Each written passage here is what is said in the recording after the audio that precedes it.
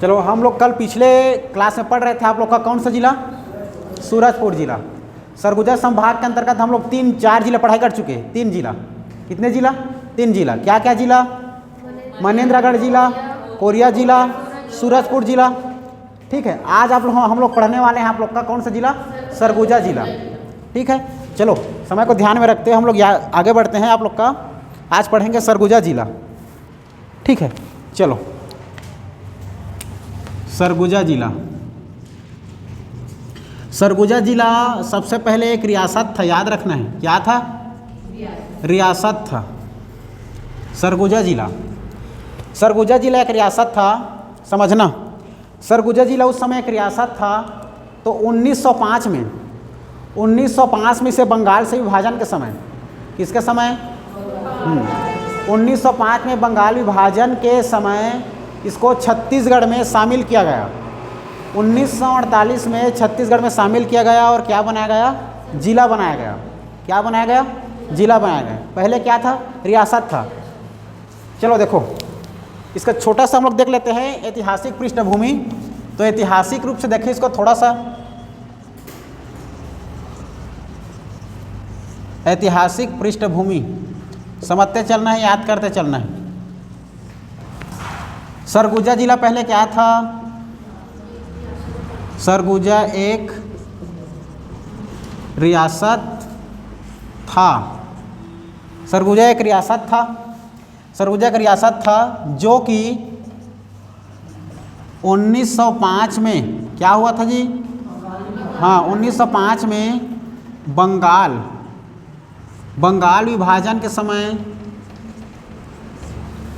बंगाल विभाजन के समय क्या किया गया? के समय 1948 में, कब? 1948 में एक जिला का दर्जा देकर किसमें शामिल किया गया? छत्तीसगढ़ में सम्मिलित किया गया, अर्थात शामिल किया गया। शामिल किया गया, ठीक है, शामिल किया गया। कब? 1948 में छत्तीसगढ़ में शामिल किया गया। इससे पहले विलय किया गया। उस विलय को याद रखना है। इस समय सरगुजा की रियासत था, तो रियासत है तो राजा रहेगा। उस समय राजा याद रखना है। सरगुजा रियासत में राजा थे रामानुज शरण सिंहदेव। रामानुज शरण सिंहदेव क्या था जी? उस समय राजा था, जो कि कौन से वंश का था? रक्सेल वंश का था। रक्सेल वंश थे, ये बिलोंग करते, रक्सेल वंश से बिलोंग करते थे। कौन? रामानुज शरण सिंहदेव।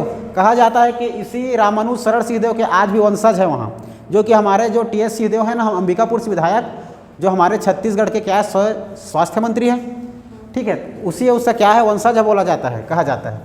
ठीक है, राजा थे। तो जब हमारा देश आज़ाद हुआ था, कब आज़ाद हुआ था? 15 अगस्त 1947। 15 अगस्त 1947 को हमारा देश आज़ाद हुआ था। तो एक महीने बाद इसको विलय किया गया था, सरगुजा रियासत को। 1 महीने बाद, अर्थात 15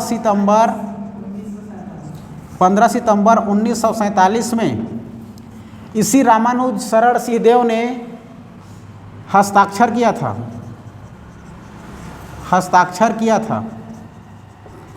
क्यों हस्ताक्षर किया था? छत्तीसगढ़ में विलय करने के लिए। छत्तीसगढ़ में विलय करने के लिए हस्ताक्षर किया गया था। विलय करने के लिए, किसको विलय करने के लिए? सरगुजा रियासत को छत्तीसगढ़ में विलय करने के लिए हस्ताक्षर किसने किया था? रामानुज शरण सिंहदेव ने 15 सितंबर 1947 को क्या किया था? हस्ताक्षर किया था। याद रहेगा इतना? ठीक, अब याद रखना है। देखो, फिर उसके बाद इसको 1948 में क्या दिया गया? एक जिला का दर्जा दिया गया, अर्थात सरगुजा जिला का निर्माण हुआ 1948 में। 1948 में और 3 जिलों का निर्माण हुआ था। ठीक है, कौन कौन से याद आप लोग बोला था? सबर करके, स से सरगुजा जिला हो गया, ब से बस्तर जिला नीचे, और र से रायगढ़। इस तीनों जिलों का भी निर्माण हुआ था 1948 में। याद रहेगा? ठीक, जिसमें का एक जिला है आप लोग का सरगुजा जिला। ठीक, याद रखना इतना। उसके बाद देखो, यह आप लोग का ऐतिहासिक पृष्ठभूमि याद रहेगा सरगुजा जिला के बारे में, मतलब सरगुजा रियासत के बारे में। अब याद रखना है, इसके अंदर में हमारा जो ये सरगुजा क्या है, एक जिला बन गया है। तो सरगुजा जिला, इसका समीपवर्ती हम लोग क्या देखते हैं? जिला देखते हैं कि हमारा ये सरगुजा जिला छत्तीसगढ़ के कितने जिले को स्पर्श करता है? इनके पड़ोसी जिले कौन कौन से हैं ये जानते हैं। चलो देखो, तो इतना याद रहेगा सभी को, ठीक। सरगुजा जिला कब बना? ठीक, 1948। और जैसे सरगुजा जिला बना 1948 में, तो इसमें और से बहुत सी प्रतिक्रियाएं हुई, बहुत सी क्या हुई प्रतिक्रियाएं हुई। जैसे कि ये सरगुजा आप लोग का क्या बन गया, रियासत जिला बन गया 1948 में। तो 1948 के बाद एक डेटा और याद रखना है 1998। जैसे आगे बढ़ते बढ़ते गया तो 1998 में इससे अलग करके कोरिया जिले का निर्माण किया गया। कौन से जिले का? कोरिया जिले का। कौन से जिले से अलग करके? सरगुजा जिला से अलग करके 1998 में, ठीक। फिर 2012 में फिर से विभाजित किया गया, किसको? सरगुजा को। 2000 में विभाजित करके सूरजपुर और बलरामपुर जिला बनाया गया। कौन सा जिला बनाया गया? सूरजपुर और बलरामपुर जिला बनाया गया। किससे अलग करके? सरगुजा जिला से अलग करके, ठीक है। इस प्रकार ऐतिहासिक पृष्ठभूमि याद रखना है। इसको पूछता है, इसको एक बात याद रखना है। क्या बात याद रखना है? इसको विलय पत्र, मतलब इसको सरगुजा रियासत को शामिल करने के लिए, मतलब विलय करने के लिए कौन कौन हस्ताक्षर किए थे? कौन हस्ताक्षर किए थे?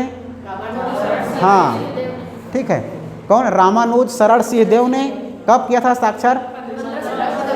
47, 15 सितंबर 1947। कौन से वंश के थे? और हाँ, वंश याद रखना, रक्सेल वंश के थे।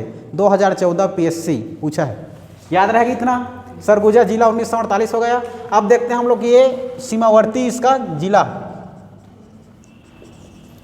सीमावर्ती जिला। सीमावर्ती जिला जानने के लिए हम लोग क्या बना लेंगे? सबसे पहले एक छोटा सा मैप बना लेते हैं, इसका मानचित्र। देखो,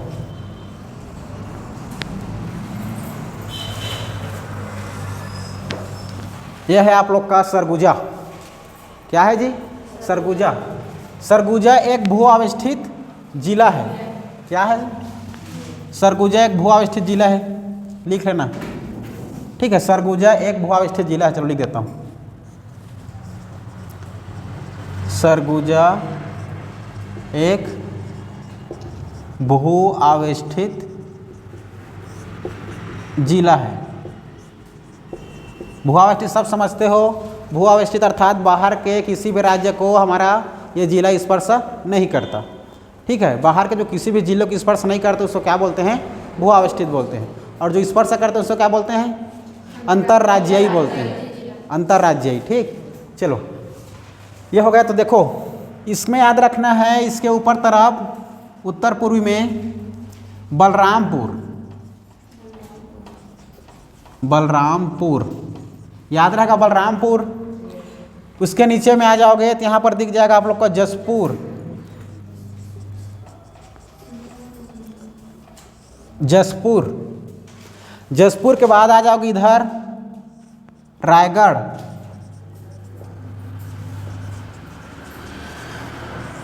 बताओ तो जसपुर जिला को कौन से जिले से अलग करके बनाया गया था? हाँ, जसपुर जिला को 1998 में रायगढ़ से अलग करके बनाया गया था, ठीक। ये रायगढ़ के बगल में इधर आ जाओगे आप लोग कोरबा, ठीक। इधर ऊपर में कौन सा जिला पढ़े कल?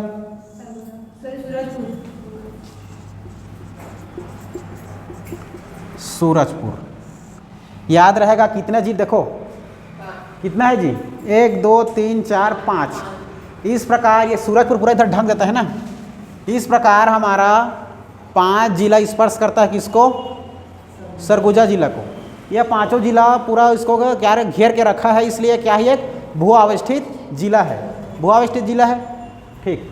सरगुजा। अब देखो इतना क्या जान के हम लोग, सरगुजा एक भू अवस्थित जिला है जो कि कितने जिलों से घिरा हुआ है? 5 राज्यों से घिरा हुआ है। सरगुजा संभाग में एकमात्र भू अवस्थित जिला, लिख लो। सरगुजा संभाग में एकमात्र भू अवस्थित जिला कौन है आपका? सरगुजा। याद रहेगा इतना। चलो बताओ तो, और वहाँ क्या बोलते हैं? बस्तर संभाग में, बस्तर संभाग भू अवस्थित जिला दंतेवाड़ा। याद नहीं आ रहा है क्या? और क्या है? हाँ, केवल दंतेवाड़ा ही है, ठीक है। इधर तो कोंडागांव उधर ऊपर उसी स्पर्श करता है ना। हाँ, चलो याद रहेगा इतना। ये अब देखते हैं यहाँ पर हम लोग रोड देखते हैं। रोड क्या देखेंगे? रोडवे देखो, रोडवेज कौन कौन से रोड गुजरती है। आप लोग को बताया था सूरजपुर, सूरजपुर के पहले बताया था मनेंद्रगढ़, ठीक है, बताया था ना। इधर पढ़े थे हम लोग पहले मनेंद्रगढ़ पढ़े थे, मनेंद्रगढ़ के बाद क्या पढ़े थे? कोरिया पढ़े थे, कोरिया के बाद क्या पढ़े थे? सूरजपुर। नेशनल हाईवे 43, ठीक है, ये सीधा जसपुर तरफ निकलता है, जसपुर तरफ, ठीक है, नेशनल हाईवे 43। यहाँ पर आपका पड़ेगा सरगुजा जिला का मुख्यालय अंबिकापुर,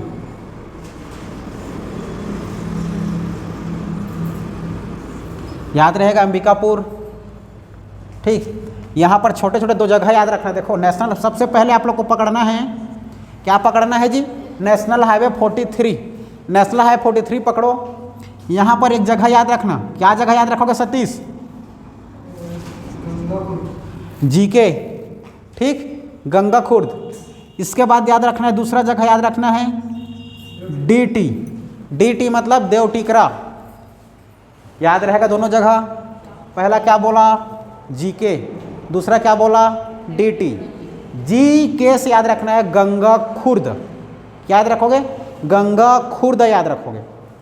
डीटी से याद रखना है देव टीकरा, देव टीकरा में आपका देऊर मंदिर स्थित है। और ये जो आपका जो है गंगा खुर्द आपका औद्योगिक क्षेत्र है, याद रहेगा, ठीक। उसके बाद आप लोग का जिला मुख्यालय कहाँ पड़ जाएगा?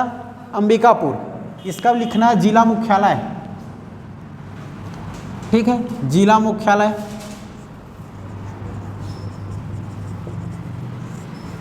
जिला मुख्यालय क्या हो जाएगा जी? अंबिकापुर। और जगदलपुर का मतलब उस बस्तर का जगदलपुर, बस्तर का जिला मुख्यालय जगदलपुर। कोरिया का जिला मुख्यालय बैकुंठपुर, ठीक है, जिला मुख्यालय अंबिकापुर। इसके बाद याद रखना अंबिकापुर हो गया।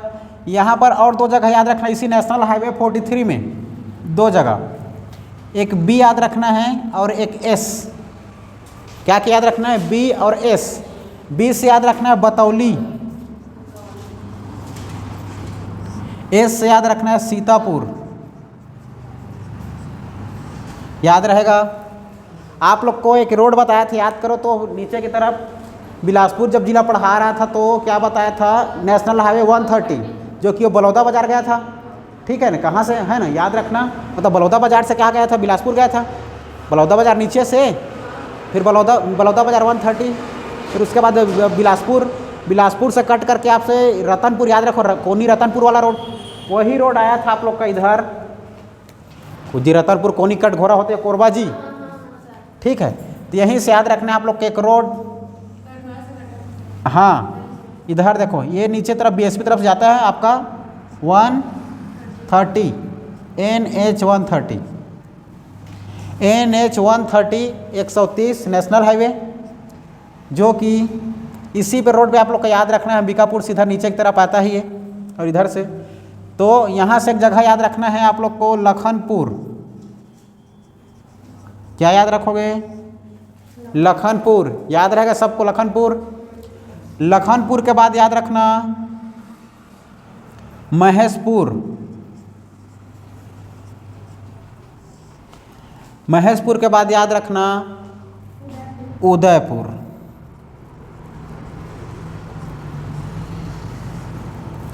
ठीक है।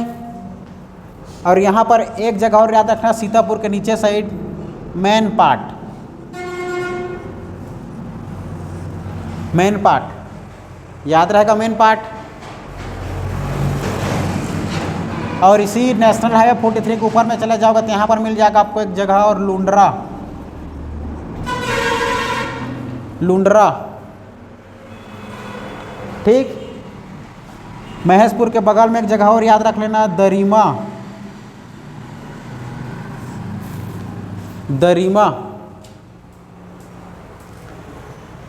ठीक है, इतना याद रहेगा। इसके बाद ये अंबिकापुर सीधा होते ही, ये देखो, ये नेशनल हाईवे 43 है, ये नेशनल हाईवे 43 है, यहाँ से डिवाइड हो जाता है, बलरामपुर की तरफ निकल जाती है ये रोड, और ये रोड का नाम चेंज हो जाता है 343, नेशनल हाईवे 343। किसी किसी बुक में 243 भी लिखा रहता है, ठीक है, लेकिन आपको याद रखना है 343 है, नेशनल हाईवे 343 याद रखना है, ठीक है। हाँ, उसी को देखो, नेशनल हम लोग 53 को डिवाइड करते 153, 49 को डिवाइड करते थे 149B। उसी प्रकार इसको सीधा चेंज करके क्या कर दिया गया है, 43 को 343।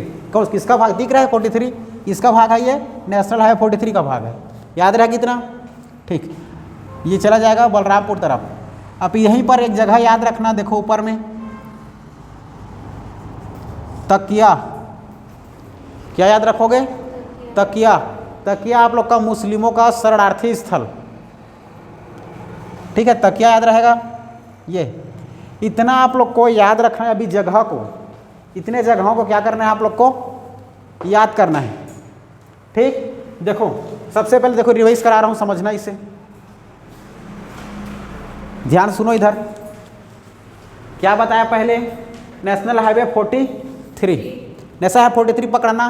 जीके, जीके से गंगा खुर्द, डीटी देवटिकरा, देवटिकरा से होते हुए फिर अंबिकापुर, अंबिकापुर के बाद बी से बतौली, बतौली के बाद एस से सीतापुर। याद रहेगा सबको, ये नेशनल हाईवे 43 फिर निकल जाएगा जसपुर झारखंड तरफ, याद रहेगा इधर, ठीक। तो ये अंबिकापुर और देखना ही सरगुजा कहाँ करके मत सोचना ना, ये अंबिकापुर यही है सरगुजा,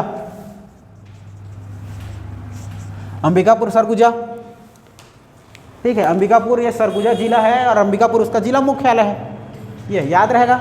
चलो ये हमारा सीमावर्ती जिला, सीमावर्ती जिला में आप लोग लिख लोगे, क्या लिखोगे, पहला बलराम, बी से बलरामपुर, बी से बलरामपुर, फिर नीचे से जे से जसपुर, आर से रायगढ़, के से कोरबा और एस से सूरजपुर।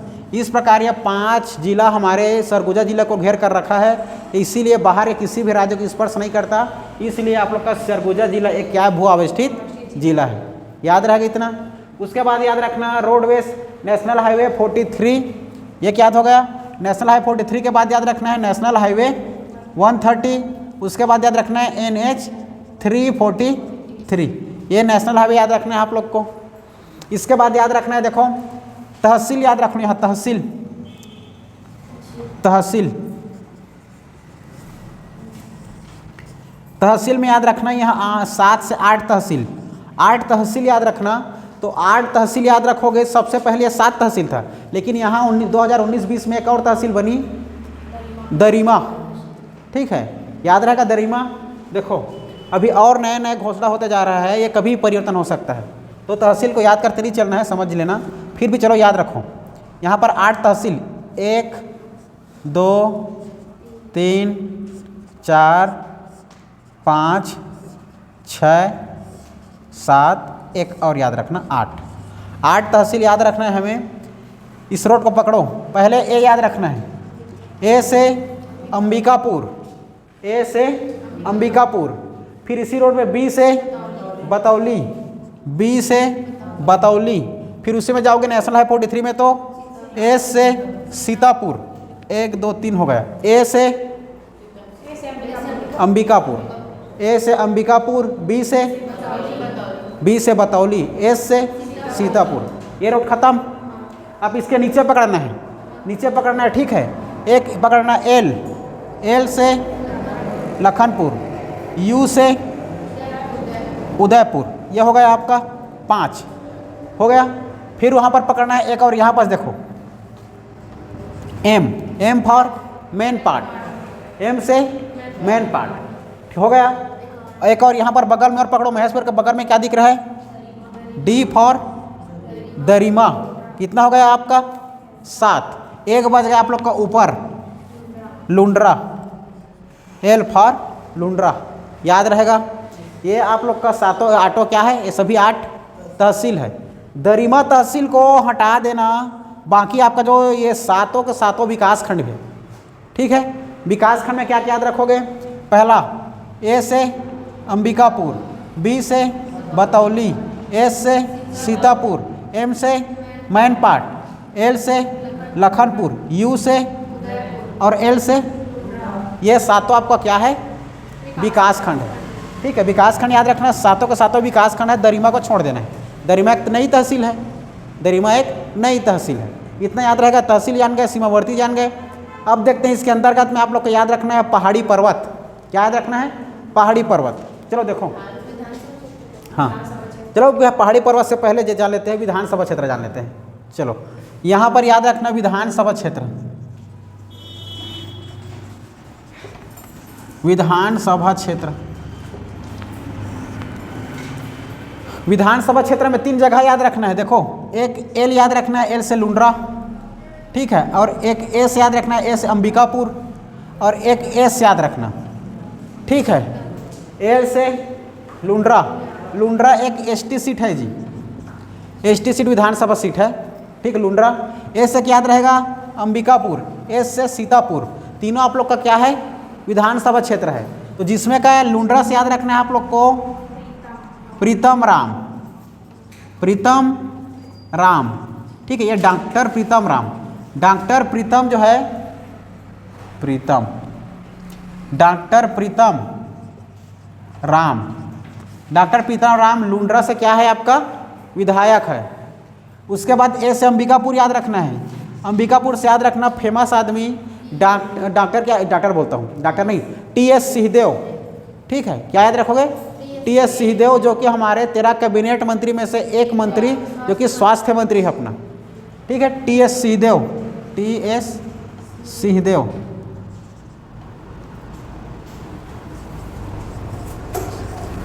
टीएस सिंहदेव, ठीक है, याद रहेगा टीएस सिंहदेव, जो कि हमारा 13 कैबिनेट मंत्री में से एक। इसके बाद याद रखना है सीतापुर, सीतापुर से याद रखना है आप लोग को अमरजीत भगत,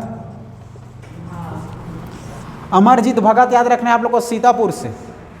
सीतापुर से विधानसभा क्षेत्र से आपका विधायक कौन, अमरजीत भगत। अंबिकापुर से विधायक कौन, टीएस सिंहदेव। और आपका लुंड्रा विधानसभा क्षेत्र से, हाँ ठीक है, प्रीतम राम, डॉक्टर प्रीतम राम। अब अंबिकापुर देखो, अंबिकापुर के बारे में क्या क्या जान गए, यह हम लोग का देखो एक जिला मुख्यालय है, उसके साथ यह विधानसभा क्षेत्र है। यही अंबिकापुर अपना सांसद भी है, अंबिकापुर सरगुजा एक सांसद विधानसभा सीट, मतलब लोकसभा सीट, ठीक है। तो अंबिकापुर याद रखना लोकसभा सीट, लोकसभा सीट है आपका, सांसद लोकसभा सीट, सांसद लोकसभा सीट है आपका कौन, अंबिकापुर, अंबिकापुर सरगुजा याद रखना है, ठीक, अंबिकापुर सरगुजा याद रखना है। जो कि यहाँ से सांसद है आपका रेणुका सिंह, ठीक है, हाँ अंबिकापुर से भी सांसद कौन है, रेणुका सिंह, जो कि यही हमारे भारत के कैबिनेट मंत्री में शामिल हुई है जी, ठीक, इसको याद रखना है। हाँ, ये अपने जो कि प्रधानमंत्री नरेंद्र मोदी जी है, उसी कैबिनेट मंत्री में कौन शामिल हुई है, रेणुका सिंह, ठीक, उसका यही हमारे छत्तीसगढ़ से उसी क्या हुआ, चयन होकर गए थे वो, याद रहेगा, ठीक, कौन, रेणुका सिंह याद रखिए। यहाँ से सांसद कौन, रेणुका सिंह, हाँ। अब देखो यहाँ से याद रखना है आप लोग को अंबिकापुर, अंबिकापुर के बारे में फिर से एक बात याद रखना है, अंबिकापुर एक नगर निगम भी है, अंबिकापुर क्या है आपका, नगर निगम है। तो अंबिकापुर एक नगर निगम है, तो नगर निगम है तो अंबिकापुर एक नगर निगम है, तो यहाँ आपको लोग क्या याद रखना है, महापौर याद रखना है, महापौर याद रखना है आप लोग को अजय तिर्की, अजय तिर्की, अजय तिर्की कहाँ का महापौर है, अंबिकापुर से, याद रहेगा इतना, ठीक। ये आप लोग का प्रशासनिक क्षेत्र में हो गया, नगर निगम हो गया, लोकसभा हो गया, विधानसभा हो गया, समझ गए, ठीक। बताओ तो लोकसभा सांसद कौन है, रेणुका सिंह, ठीक है। लोकसभा सांसद कहाँ से, अंबिकापुर सरगुजा से, याद रहेगा। अपने जांजगीर चांपा सांसद कौन है,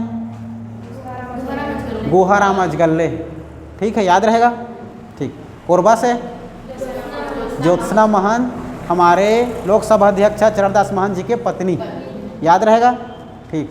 और बताओ तो एक लोकसभा आपको बिलासपुर, हाँ अरुण साय, ठीक है। रायपुर लोकसभा सांसद सुनील सोनी, याद रखना है ना, ये सभी याद रखना है। हमारे छत्तीसगढ़ में कुल टोटल 11 लोकसभा सीट है, ठीक है, जिसमें एक लोकसभा सीट आपका अंबिकापुर लोकसभा सांसद सीट है, जहाँ से अभी कौन है सांसद रेणुका सिंह, याद रहेगा, जो कि कौन से अभी कैबिनेट मंत्री में इसे शामिल किया गया है जी, भारत कैबिनेट मंत्री किसके साथ, आपके नरेंद्र मोदी कैबिनेट मंत्री के साथ, है ना, याद रहेगा इतना, ठीक। हमारे टोटल लोकसभा सीट देखोगे तो 545 है हमारे भारत में, 545, ठीक है, जिसमें से 15% सब राज्य से लिया जाता है, जो कि अगर हमारे से देखा जाए तो 15% से लिया जाता है, कितना जी, 545 से 15% निकालेंगे तो कितना लोग आ जाएगा, लगभग 81-82 लोग आ जाएंगे, लगभग 81-82 लोग आ जाएंगे, जिसमें से एक व्यक्ति कौन गई है बताओ तो, रेणुका सिंह, हमारे छत्तीसगढ़ से, याद रहेगा इतना, ठीक, पूछ सकता है उसको एग्जाम में, इतना याद रहेगा। अब देखो यहाँ पास नीचे आज आप लोग को बताया था, एक पहाड़ी बताया था, क्या बताया था, पहाड़ी, ठीक है, तो यहीं पर सबसे पहले एक याद रखना, छुरी मातीरंगा की पहाड़ी,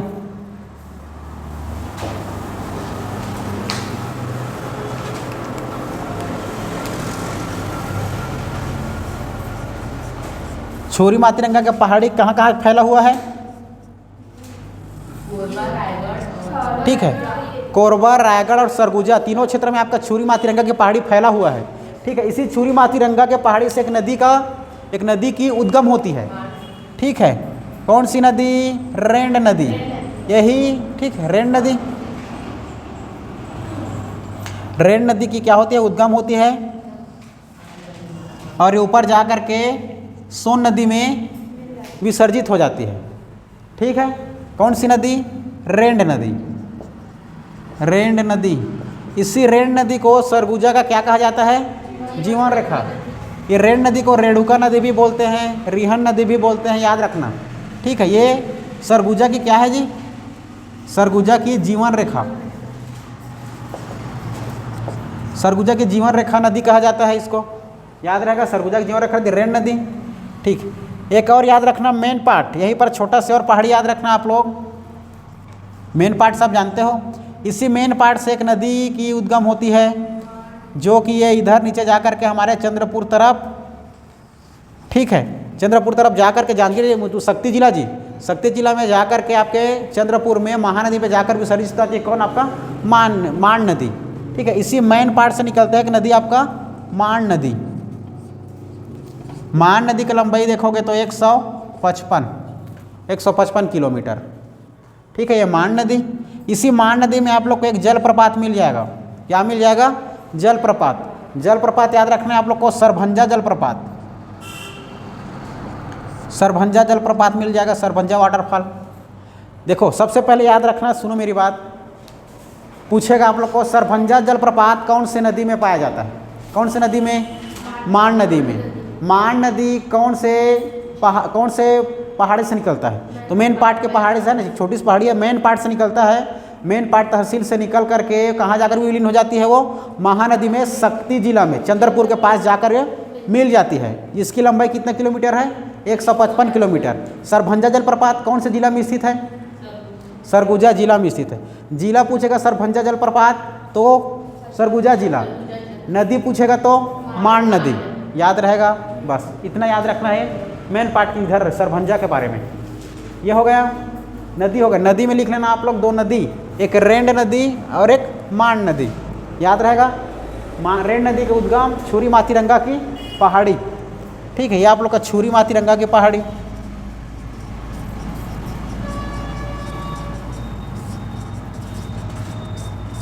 ये छुरी मातीरंगा की पहाड़ी। अब यहाँ पर देखो, यहाँ पर याद रखना है आप लोग को एक और पहाड़ी जो कि थोड़ा सूरजपुर में भी है,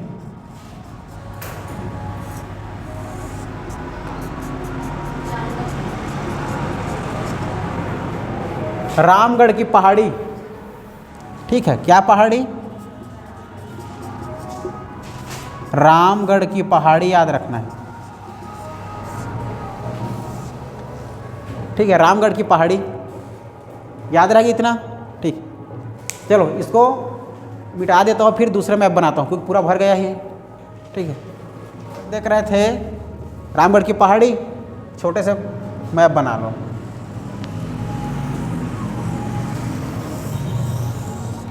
यह आपका सरगुजा जिला, क्या कौन सा जिला? सरगुजा जिला।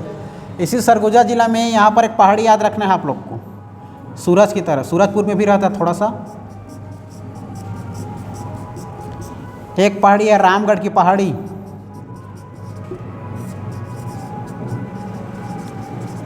रामगढ़ की पहाड़ी। यहाँ पर क्या बताया था? छुरी मातीरंगा की पहाड़ी, ठीक है, छुरी मातीरंगा, छुरी मातीरंगा की पहाड़ी है ये, और ये रामगढ़ की पहाड़ी। तो बताओ छुरी मातीरंगा की पहाड़ी से कौन सी नदी की उद्गम हुई थी? रेण नदी। और ये कहाँ जाकर मिल गया था? सोन नदी में जाकर मिल, है ना। ये हो गया। इसमें आपको याद रखना है, देखो ये छुरी मातीरंगा जाकर कहाँ मिल जाती है? छुरी मातीरंगा का पहाड़ी से एक नदी का हाँ उद्गम होता है, कौन सी नदी? रेण। रेण नदी, इसी को क्या बोलते हैं? रेणुका नदी बोलते हैं, रिहान नदी भी बोलते हैं। इसको सरगुजा का जीवन रेखा नदी बोलते हैं। इसकी लंबाई याद रखना आप लोग 145 किलोमीटर, ठीक है, 145 किलोमीटर इसकी लंबाई है। और मान नदी का 155, ठीक, ये याद रहेगा। चलो अब देखो यहाँ से रामगढ़ की पहाड़ी में याद रखना है आप, इसी रामगढ़ की पहाड़ी में आप लोग को याद रखना है पर्यटन स्थल याद रखना है। क्या याद रखना है? पर्यटन स्थल। कहाँ याद रखोगे? इसी रामगढ़ की पहाड़ी में। तो रामगढ़ की पहाड़ी में देखो पहला याद रखना आप लोग को, इसी रामगढ़ की पहाड़ी में पहला याद रखना, पहला सीता बेंगरा, याद रहेगा सीता बेंगरा। दूसरा याद रखना है लक्ष्मण बेंगरा।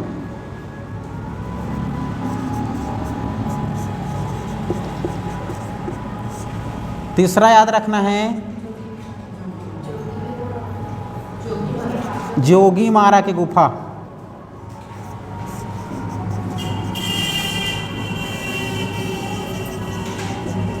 जोगी मारा गुफा।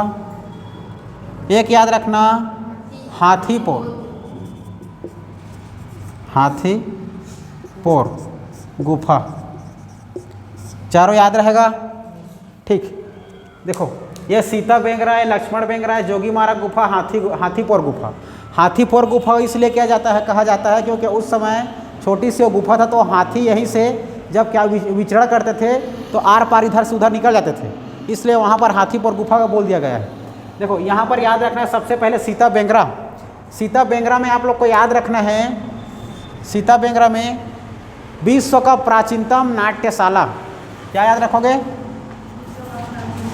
विश्व का प्राचीनतम नाट्यशाला, विश्व का प्राचीनतम नाट्यशाला, ठीक है। इसी पर आपको मिल जाएगा सीता बेंगरा के बगल में आपका एक गुफा, छोटा सा कैलाश गुफा, ठीक है, शिव जी का गुफा।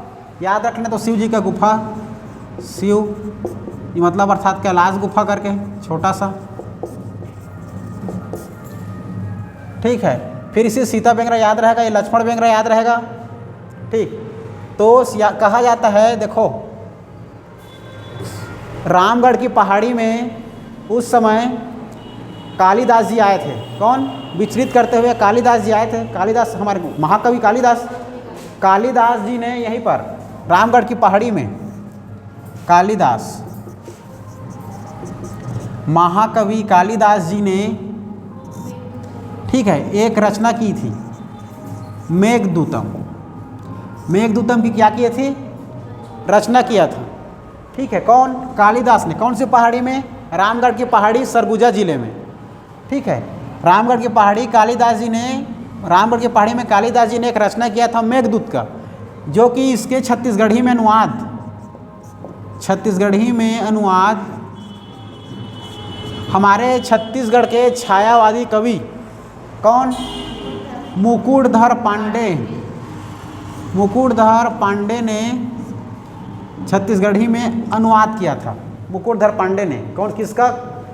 मेघदूत, कालिदास, है ना। जो कालिदास की रचना मेघदूत था, ये संस्कृत में लिखे हुआ था, तो उसका छत्तीसगढ़ी में अनुवाद मुकुटधर पांडे ने, ठीक है, जो कि हमारे छत्तीसगढ़ के छायावादी कवि कहा जाता है। याद रहेगा? ठीक, ये याद रखना है। इसके बाद जोगीमारा की गुफा याद रखना है। क्या याद रखना है?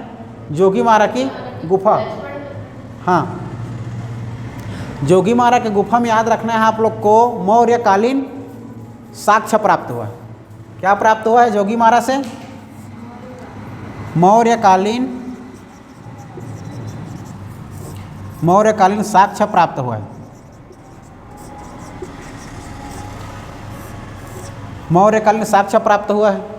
तो मौर्यकालीन साक्ष्य प्राप्त हुआ है तो मौर्यकालीन कोई राजा रहा होगा, तो मौर्यकालीन सम्राट अशोक के समय क्या मिला है? एक साक्ष्य मिला है। ठीक, इसके बाद याद रखना यहाँ पर एक प्रेम गाथा का साक्ष्य मिला है। प्रेम गाथा का साक्ष्य में वर्णन है। ठीक है, प्रेम गाथा का वर्णन, तो किसका प्रेम गाथा का वर्णन याद रखना है आप लोग को? हाँ, 2 व्यक्ति याद रखना है आप लोग को। एक है नर्तक, डांसर जी, नर्तक में याद रखना है आप लोग को देवदत्त, कहीं पर देवव्रत भी लिखा रहता है। ठीक, देवदत्त याद रखना है नर्तक में, और नर्तकी में याद रखना है देवी सुतनुका। तो नर्तक यहाँ पर जो कि प्रेम गाथा का वर्णन है तो 2 व्यक्ति का है, तो पहले यहाँ पर याद रखना नर्तक में याद रखना है आप लोग को देवदत्त, और नर्तकी में याद रखना है देवी सुतनुका। इन दोनों का प्रेम गाथा का वर्णन है कहाँ? आपके मौर्यकालीन साक्ष्य जो प्राप्त हुआ है ना, वहीं पर शिलालेख में। ठीक, याद रहेगा इतना? तो ये सब जोगीमारा गुफा? हाँ, ये जोगीमारा गुफा में है। ये सब मौर्यकालीन साक्ष्य जो प्राप्त हुए वो वहीं पास, इसी मौर्यकालीन जोगीमारा के गुफा पर है जो ये आपका सीता बेंगरा दोनों अगल बगल में लगा हुआ है। ठीक है, रामगढ़ की पहाड़ी में मिल जाएगा सीता बेंगरा गुफा, जो कि प्राचीन नाट्यशाला है, विश्व का प्राचीनतम नाट्यशाला। यहीं पर क्या करने आते थे लोग? डांस करने आते थे। ठीक है, लेकिन ठहरने के स्थान देख लो, जोगीमारा गुफा।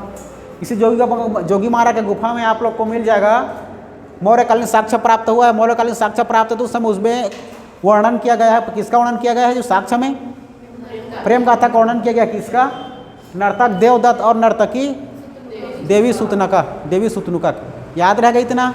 ये इतना याद रखना है। यहाँ किसके बारे में? रामगढ़ की पहाड़ी के बारे में। और याद रखना जो ये सीता बेंगरा में जो विश्व का प्राचीनतम नाट्यशाला थी, इसमें चित्रकला भी है। क्या है? चित्रकला, मतलब चित्र से लिखा हुआ चित्रकला। तो चित्रकला में आप लिखा हुआ छपा हो तो कुछ भाषा में लिखा होगा। ठीक है, तो भाषा याद रखना है पाली भाषा में लिखा है, और ब्राह्मी लिपि में।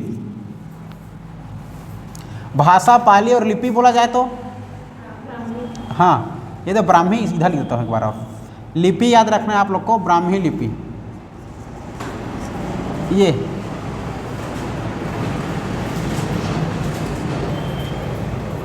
तो देखो जो चित्रकला वहाँ पर जो सीता बेंगरा का जो चित्रकला है वहाँ पर छपा हुआ है, तो क्या भाषा में क्या भाषा में लिखा हुआ है? भाषा में लिखा है आप लोग का पाली भाषा, और लिपि दे पूछ देगा तो ब्राह्मी लिपि। याद रखा इतना रामगढ़ पहाड़ी के बारे में क्या करना है आप लोग को? जानना है। रामगढ़ पहाड़ी के बाद याद रखना है आप लोग को, यहाँ पर क्या बताया था आप लोग को? मेन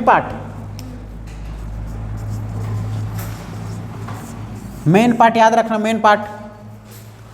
ठीक है, मेन पार्ट में पहला याद रखना, मेन पार्ट को हमारे छत्तीसगढ़ का शिमला के नाम से जाना जाता है। किसके नाम से? छत्तीसगढ़ का शिमला इसलिए कहा जाता है कि शिमला जी बहुत ठंडे जगह है। ठीक है, जब ठंडे जगह है मतलब यहाँ पर हमें जाना चाहिए, अच्छे से वहाँ पर घूम फिर के आना चाहिए, अच्छा लगता है गर्मी के मौसम में। ठीक है, छत्तीसगढ़ शिमला के नाम से प्रसिद्ध है। कौन? आपका हमारे छत्तीसगढ़ का शिमला। मेन पार्ट याद रहेगा। इसके बाद इसी को बोला जाता है तिब्बतियों का शरणार्थी स्थल। तिब्बतियों का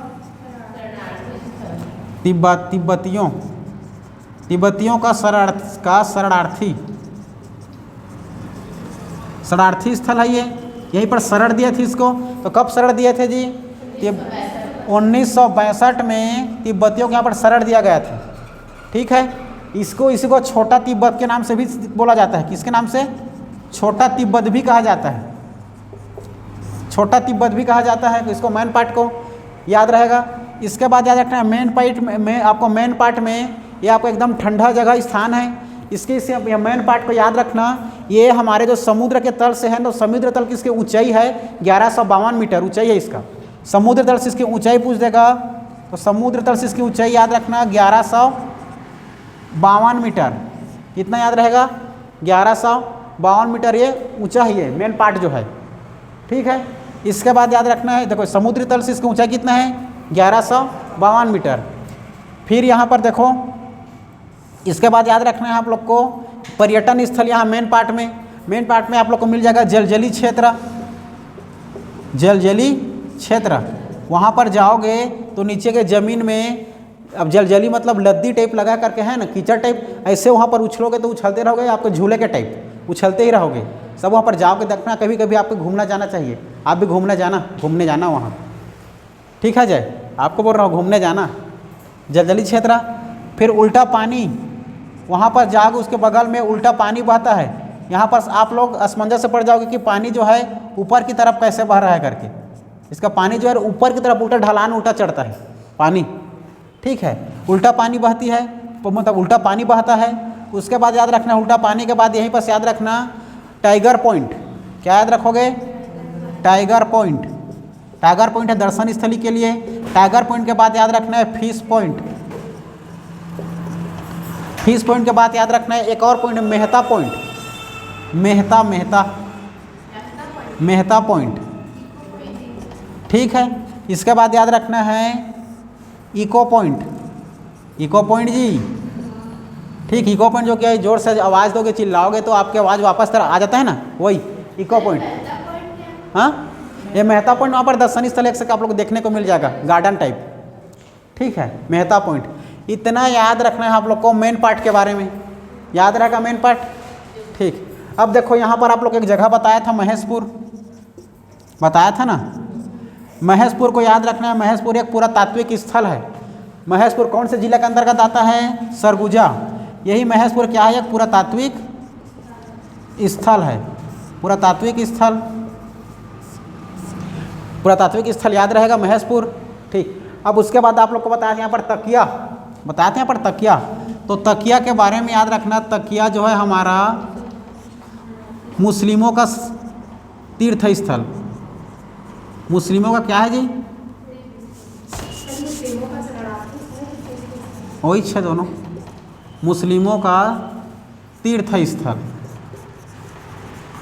ठीक है, यहाँ मुस्लिम लोग के लिए शरण भी है, मतलब स्थित वहाँ पर रहते हैं लोग। तकिया मुस्लिमों का तीर्थ स्थल याद रहेगा, तकिया। ठीक, इतना बहुत ही है, ये इम्पोर्टेंट है हमारे सरगुजा जिले के लिए। और यहाँ पर जनजाति पूछ देता है कभी कभी, जनजाति तो याद रखना खैरवार। खैरवार जो है हमारा सूरजपुर जनजाति में पूछता है, जनजाति में याद रखना है खैरवार जनजाति, जो कि सूरजपुर, सरगुजा और इधर जसपुर तीनों तरफ फैला हुआ है। खैरवार जनजाति जो कि कत्था निकालते हैं जी। ठीक, वो याद रखना है। उसके बाद याद यहाँ पर खनिज याद रखना, खनिज याद रखना। खनिज में देखना कोयला क्षेत्र। क्या क्षेत्र देखोगे? कोयला क्षेत्र याद रखना। कोयला क्षेत्र में सबसे पहले याद रखना पंचबहनी। पंचबहनी एक क्षेत्र है। पंचबहनी के बाद याद रखना मेन पार्ट। मेन पार्ट के बाद एक जगह और कौन सा पानी? बिरजू पानी जगह है। हाँ, बिरजू पानी एक जगह है, वहाँ पर भी कोयला क्षेत्र है। उसके बाद दो जगह याद रखना, और सीतापुर, और एक जगह और याद रखना लखनपुर। कौन सा जगह? लखनपुर। लखनपुर, सीतापुर, पंचबहनी, मेन पार्ट, बिरजू पानी, ये सभी कौन सा क्षेत्र है जी? कोयला क्षेत्र है। कोयला क्षेत्र के बाद आ जाना आप लोग ये मेन पार्ट की पहाड़ी की तरफ, इधर आप लोग चूरी माँ तिरंगा का पहाड़ी और मेन पार्ट के बीचों बीच इधर बक्साइड क्षेत्र। कौन सा क्षेत्र? बक्साइड क्षेत्र। बक्साइड क्षेत्र में याद रखना, पहला याद रखना है आप लोग को सात पहाड़ी मतलब वहाँ पर छोटे छोटे पहाड़ी है, उसी को सात पहाड़ी बोलते हैं। सात पहाड़ी है। सात पहाड़ी के बाद याद रखना है क्या है? हाँ, ठीक है, बक्साइड क्षेत्र में सबसे पहले आपको याद रखना है सात पहाड़ी। सात पहाड़ी के बाद याद रखना है परपटिया। परपटिया गांव का नाम है वहाँ का। परपटिया, ये बक्सैड क्षेत्र है आपका मेन पार्ट, मतलब ये सरगुजा जिले में, याद रहेगा। ठीक, इसके बाद याद रखना, देखो जो महेशपुर है ना, महेशपुर के बगल में एक जगह और याद रखना, तो यहीं पास एक गांव के बगल में, महेशपुर के बगल में हमारे 23वें तीर्थंकर ऋषभ देव, ठीक है, उसे क्या मिला है, मूर्ति वहाँ पर स्थित है। क्या स्थित है जी? मूर्ति स्थित है। और ये मेन देखो, एक बात और याद रखना, जो आप लोग को बताया था ना, जो ये रामगढ़ की पहाड़ी, ये रामगढ़ की पहाड़ी कौन से श्रृंखला का हिस्सा है, इसको पूछता है। ठीक है, जैसे कि हमारा बताओ तो चांग बघार की पहाड़ी कौन से श्रेणी का मतलब हिस्सा है? विंध्याचल श्रेणी का हिस्सा है ना। तो ये आप लोग का सतपुड़ा पर्वत का हिस्सा है। कौन से पर्वत का? सतपुड़ा पर्वत। सतपुड़ा पर्वत का हिस्सा है कौन? ये सतपुड़ा पर्वत श्रृंखला। सतपुड़ा पर्वत श्रृंखला का हिस्सा है आपका ये रामगढ़ की पहाड़ी। ठीक है, इसी रामगढ़ की पहाड़ी को हम लोग क्या बोलते हैं? और रामगिरी की भी पहाड़ी बोलते हैं। याद रहेगा इतना? ठीक, इतना इम्पोर्टेंट है आप लोग के सरगुजा जिले के बारे में, याद रहेगा सभी को। अभी जिला परिदर्शन में इतना ही जानना है, जब कभी आप लोग को खनिज, स्कूल, कॉलेज सब बताऊंगा तो सब याद रहेगा। कॉलेज में याद रखना चाहते हो और याद रख सकते हो आप लोग, जैसे कि सर जो अंबिकापुर है ना, अंबिकापुर, इसी अंबिकापुर में कॉलेज है सरगुजा यूनिवर्सिटी। सरगुजा यूनिवर्सिटी, इसको गहिरा बोलते हैं, गहिरा गुरु विश्वविद्यालय सरगुजा यूनिवर्सिटी। विश्वविद्यालय यूनिवर्सिटी जी, ये गहिरा गुरु के नाम से है, ये जो सरगुजा यूनिवर्सिटी है ये। यहाँ पर सैनिक स्कूल भी है बच्चों को पढ़ाने के लिए। ठीक है, सैनिक स्कूल सरगुजा में, अंबिकापुर में, याद रहेगा इतना। ये सभी इंपॉर्टेंट है हमारे सरगुजा जिले के लिए। तो सरगुजा जिले में अगर हम लोग जिला परिदर्शन के बारे में इतना ही याद करना है, बाकी हम लोग और देखेंगे जब हम नेक्स्ट जनजाति पढ़ेंगे, नदी नाला पढ़ेंगे, सबको कवर करें, बार बार आएगा भी ये, इतना याद रहेगा। चलो ठीक है, आज के लिए सरगुजा जिला इतना ही, पढ़ेंगे नेक्स्ट हम लोग बलरामपुर जिला।